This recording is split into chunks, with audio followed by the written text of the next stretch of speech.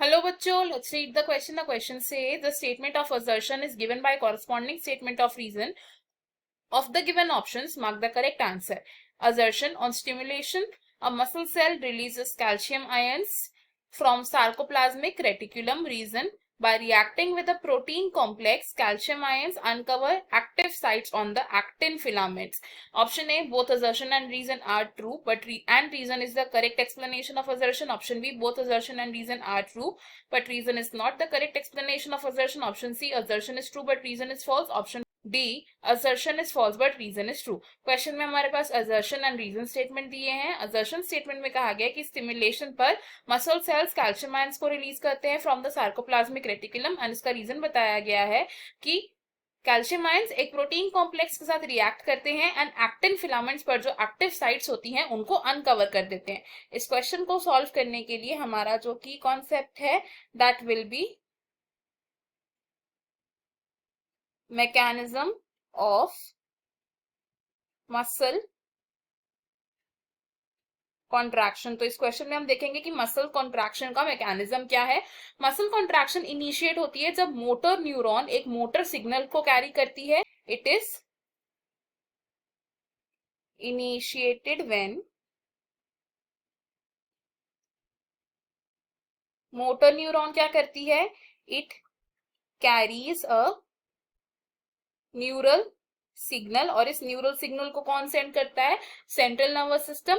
And ये neural signal कहां पर जाता है, to the muscle fibre, to muscle fibre. जब ये न्यूरल सिग्नल न्यूरोमस्कुलर जंक्शन पर पहुंचता है, when it reaches the neuromuscular junction, तो इस जंक्शन में क्या होता है, न्यूरोट्रांसमीटर्स का रिलीज होता है इन हेयर.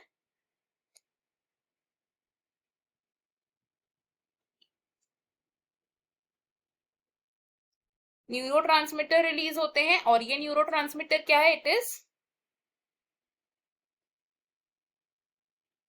Acetyl choline. एंड इसकी वजह से क्या होता है, एक एक्शन पोटेंशियल जनरेट होता है. Action potential is generated.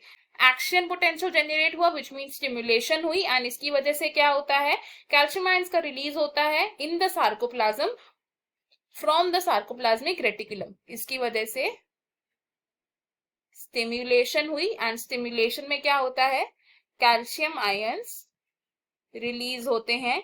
कहां से रिलीज होते हैं ये, they are released from sarcoplasmic